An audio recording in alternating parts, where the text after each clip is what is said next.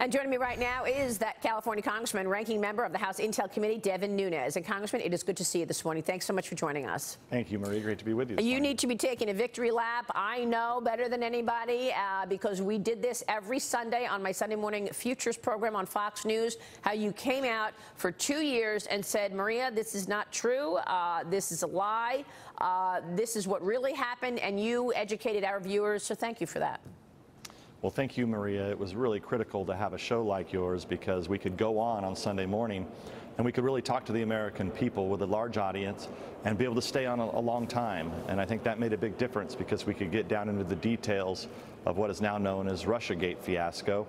But you're right. I mean, we talked about this for many, well, I guess dating back to about 2 years ago. Yeah. So thanks for making yourself available, and your show, you played a big part in getting to the bottom of all this. Well, but we're not finished yet, though. Right. I think we have to remember that. I want to talk about that. And you're the reason, and John Ratcliffe is the reason that I was so sure of the story as well, and why I was able to communicate to viewers that there is a much bigger story. In fact, it's the biggest scandal of our time in terms of what the other side was trying to do to a duly elected president. Let's talk about what happens next now, Congressman, because there's a good op-ed today in the Journal basically saying, look, if Mueller did not look at the perpetrators, you know, if you don't get to the perpetrators, the fact that they started an investigation into Donald Trump based on nothing, based on no predicate. So where does this go now? You are looking to make criminal referrals in the next week. Yeah, so I would start with this. The mainstream media continues to ignore, I would say, the people who have been on the Russiagate fiasco for the entire time. I think they're listening. But what I've said my major concern now is that the FBI and DOJ falsely claimed that this investigation didn't begin until late July. We now know for certain that that's not true. We're still trying to get to the bottom of that. Of course, there's still documents that need to come out. But we are prepared and are now drafting a criminal referral. As I think I said on your show a few weeks ago, we wanted to wait until the Mueller report came out so that we could just, if there was anything in there that might be of interest. But I think we're prepared now to at least submit our first criminal referral. We think it will grab everybody that we need to grab to make sure that there's a proper investigation done, or at least it's our referral over to DOJ. We can't force them to do an investigation, but we think we will give them the appropriate names and some of the crimes, there may be more, that have been committed. And then as we continue to get more information, as more information comes to light, we may have to supplement that down the road. But we think by the end of next week, we'll have this out. Well, why do you think people miss this so much? Let's go back and talk about what went on here, Congressman, because the FBI started investigating Donald Trump as early as the end of 2015, right? And into 2016, they put informants in there. They really tried to trip him up as much as they could as they were watching him connect with the American people. That's right. I would say this about what some of the biggest challenges that we had is because they used our counterintelligence capabilities, these secret capabilities that are really only supposed to be used to go after terrorists and other bad guys.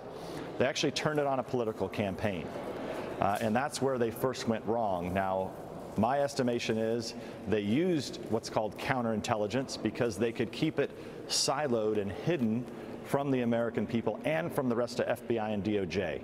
That's why they used the counterintelligence. They opened up a counterintelligence investigation into the Trump campaign because they could use these secret capabilities. Then, of course, we all know the story about how they went and they went to the FISA court. They misled the FISA court, lied to the FISA court in order to get a warrant on a Trump campaign associate so that they then could get a bunch of emails and phone calls and records into the campaign. I'm really just unprecedented. If you go back a year ago, the fact that anyone over at FBI or DOJ would think it's okay to run one informant, 20 informants, whatever the number is, into a political campaign under a counterintelligence investigation is out of their mind, and it's DOJ run amok. Yeah. Anyone who thinks that they can take U.S. taxpayer dollars and pay people in the campaign in order to get information, That's DOJ and FBI run amok. Congress should not tolerate it. American people should not tolerate it. The Democrats should not tolerate it. But in all of this, the biggest culprit has been the mainstream media. The mainstream media nonstop was reporting on this phony issue, taking garbage, and they were in on it from the beginning. Let's not forget, there were many people in the media who were involved in this from the very beginning. They were working directly with the Clinton Fusion GPS, the Clinton campaign arm, the dirty ops arm of the Clinton campaign. Many people in the media were working directly with them. They've known for a long time that that dossier existed, and there's no one, none of the major media organizations would go with the dossier information because it was so salacious. Right. Now, why do I say salacious? Because that was the former FBI director's term for it. Yeah, he said it was Jim Comey said it was unverified and salacious. That's absolutely right. Yeah, so if you go back and look at this, how is it possible you have something so salacious? You have the most powerful investigative unit in the world, which would be our counterintelligence capabilities with the Federal Bureau of Investigation. And you're telling me that you get a dossier, and I've looked at lots of intelligence reports over the years. When I first saw that dossier, I mean, what a joke. Nobody would believe that. That's why the New York Times and Washington Post wouldn't run that dossier. Yeah. The Clinton campaign dirt. Look, the Mueller report is done, but what I want to know is where this goes next, because as you know, as you've reported and told us many times, the FBI was working on two investigations side by side. One investigation was about potential collusion between Donald Trump and the Russians, which we knew all along was nonsense. And the other investigation was looking into Hillary Clinton and her use of emails. And the FBI wanted to charge her with gross negligence, but they were told, don't do it, right? Well, there's all sorts of issues with the Clinton campaign arm. One of the things that I think is still out there, or not the Clinton campaign arm, but the Clinton operation as it relates to the destruction of those emails. I mean, clearly there were multiple crimes broken there. It's a two-tiered justice system. It's not right. And it's why, look, it's why the new Attorney General Barr, he's got a lot of cleanup to do over there, but I do have a lot of confidence in him.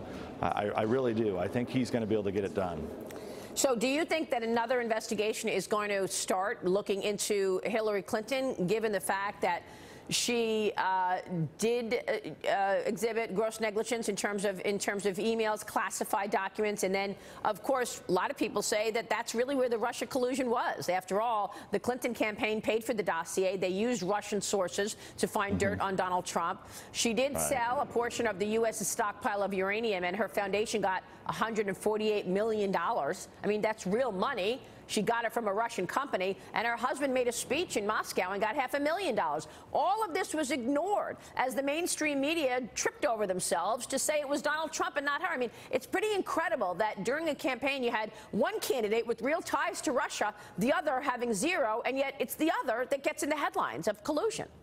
Yeah, and not only that, but they investigated the Trump campaign for exactly what the Clinton campaign was doing. Supposedly they were looking into the Trump campaign because they were worried that Russians were infiltrating and giving dirt to the Trump campaign on Clinton, when in fact they knew right in front of their very eyes they had Clinton campaign dirt that they were supposedly getting from Russians. And Christopher Steele, who was the hired gun of the Clinton campaign arm, that was running around in London somewhere, supposedly talking to Russians. We don't know, but the FBI was willing to take that information and never go do a counterintelligence investigation on Christopher Steele. Maybe Christopher Steele was a compromised Russian agent. We don't know, but this is criminal what the media didn't do. And just this morning, just read a story that Christopher Steele, lo and behold, he showed up. Finally, somebody in the media tracked him down in London. There's a new picture of him because, he's been in hiding for all this time. Now, you're telling me that every major news media outlet, including many over in London, it's a big economic center of the world. You cover it on your show quite often. Yeah. And are you telling me that no one could find Christopher Steele to ask him questions about what was going on with the dossier? Because as you know, he was referred by the Senate. He had a criminal referral to the Senate for lying. If you look at our investigation, we invited him to come and speak. he never would come and speak.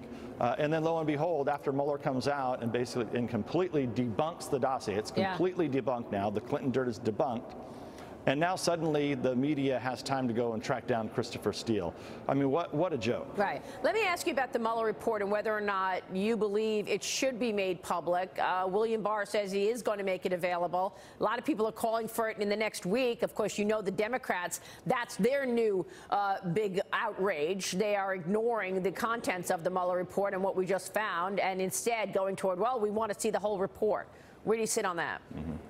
Well, I actually think I was the first member of Congress to say that all of the information needs to come forward. So I don't really care about the report specifically, because I think the report should just be burned because it's partisan. It should be looked at a lot like the Christopher Steele Clinton dirt dossier.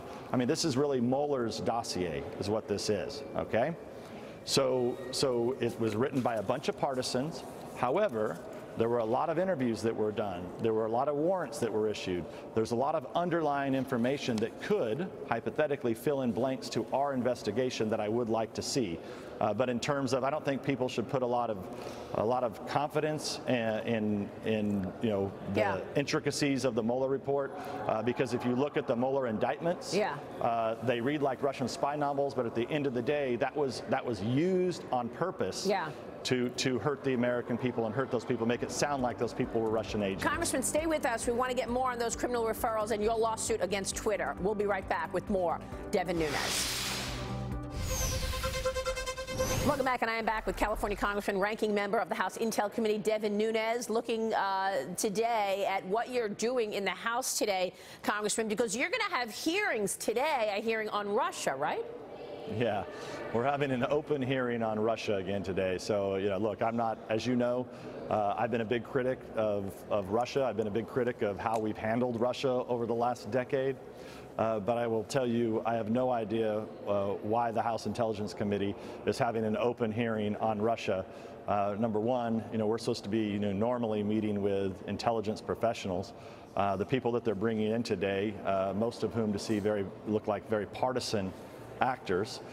So it's almost like we're more of a foreign policy gadfly committee that's still chasing Russian ghosts in the closet, instead of getting down to the real work, which is overseeing 17 very important agencies that protect the American people, which is our intelligence community in the U.S. Yeah, well, part of it could be because your chairman of that committee is Adam Schiff, and Adam Schiff continues to go with the story that he has more than circumstantial evidence that there was collusion between Donald Trump and the Russians. We now know that the Attorney General debunked that and said that's absolutely not true, as did Robert Mueller. So what about that? I mean, well, do you want Adam Schiff to step down?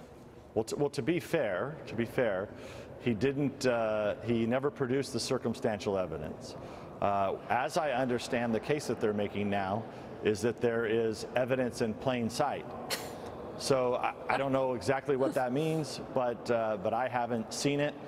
The only evidence I do know that's in plain sight that they have is this Trump Tower meeting that lasted a total of 18 minutes that appears to have been set up by Clinton campaign operatives. Right. So that's the only one I'm aware of. They sent informants in there to call Donald Trump Jr. and say, "Oh, I have dirt on